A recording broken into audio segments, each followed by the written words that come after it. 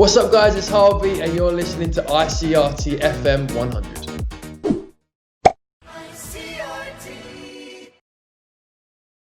Hey, ladies and gents, watching, listening to ICRT, we are reaching out once again to an artist from a different part of the world. And today, we once again go to the UK. Actually, it's HRVY joining us on ICRT. What's up? I'm good, bro. How are you? I'm very well here in Taiwan. Taiwan is the safe haven amidst the pandemic. How's everything over there in the UK? Oh, we're on lockdown right now. We've been pretty hard hit, Yeah.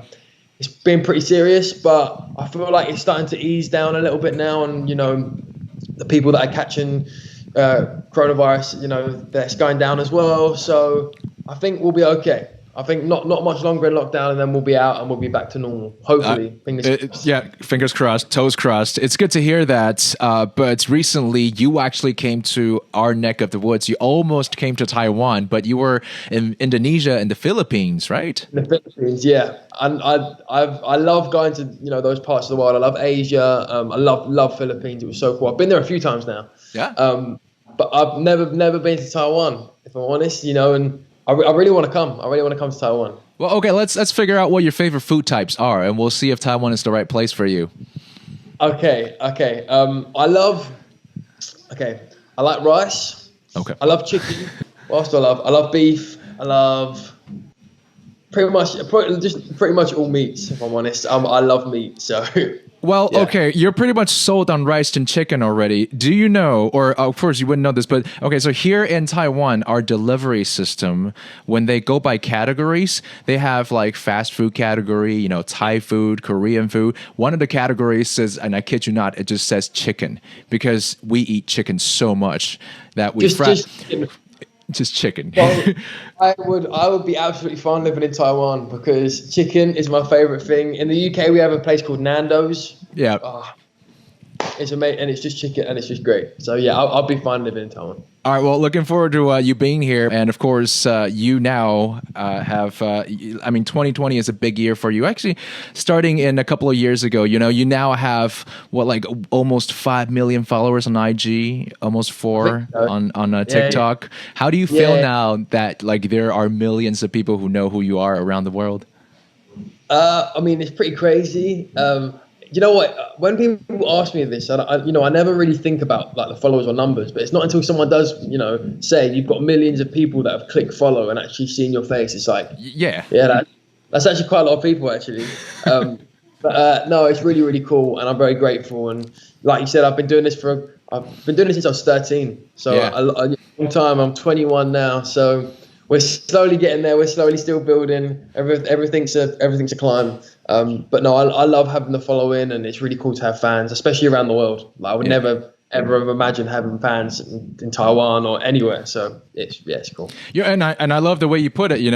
Modesty is important in artistry, right? So essentially, people who love your music, it's basically millions of people who are connected through your music, through this platform that you offer, and you give back a lot because recently you released a song called "Me Because of You," and apparently that song is inspired by a fan.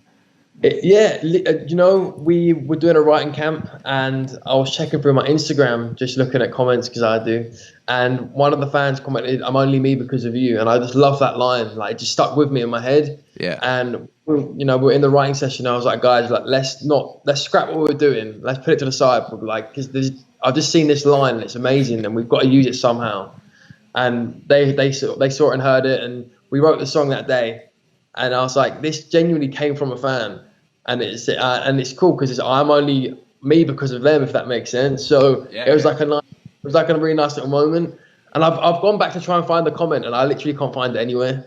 Disappeared. So it was meant to be, man. I've tweeted out a bit. I've asked who the person was, but nowhere to be seen. So really, this fan just disappeared. Gone, which is really, really, really, really weird. So I have everything to thank for that person, but I have no idea who it was. Oh, that's crazy. Well, hey, if you can't pinpoint a person, then everyone is that person for you, right? Exactly. So you do Instagram a lot, you do TikTok a lot. What are some of the most embarrassing things you've done on social media? Oh God. If you go back on my Instagram, a good couple of years, most of feed is embarrassing. Like I wasn't even trying to be embarrassing. It's just embarrassing looking back. Yeah. If you go back to like 2014, there are some horrendous pictures of me. Really bad singing clips, really bad. Like I would love to get them up and show you, but I'll be scrolling for ages. But yeah, there's some really bad haircuts. I used to do this thing with my hair. I used to literally have it like straight up, but like yours looks really good because it's kind of like back and over, and it looks slick really back. Yeah.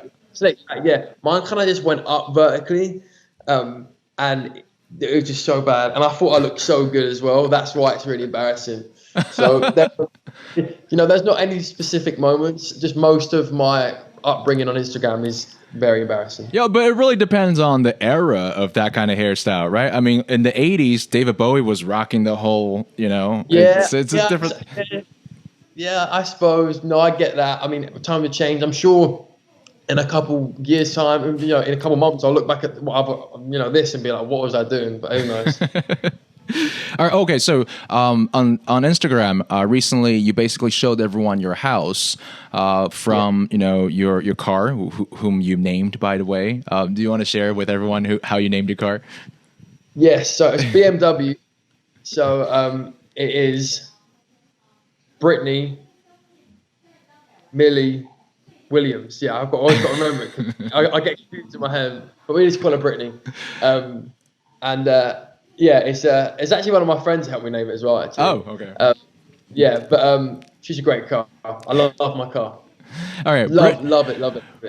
William sounds like a very established name, like a very common last name, but also one with some history to it, like from a big family, right? Yeah. So is Brittany like kind of an uppity kind of girl, or is she like rowdy?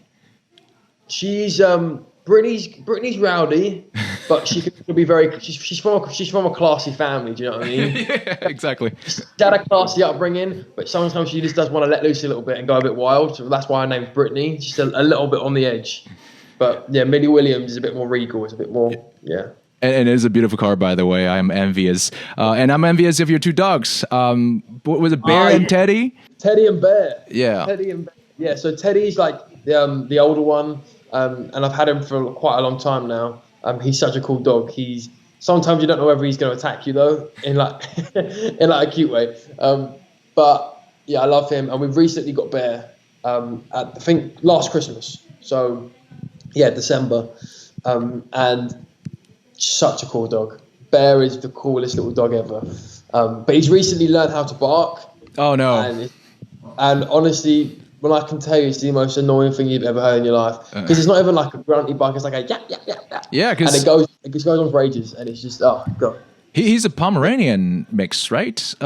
Yeah, he's a Pomeranian. I think he's like a mini Pomeranian. I'm not too sure. Yeah. But he's healthy. He's good. He's okay. He's just really annoying, and he wheezes everywhere. Well, at least you don't have to invest in alarm clocks when you've got him around, I suppose.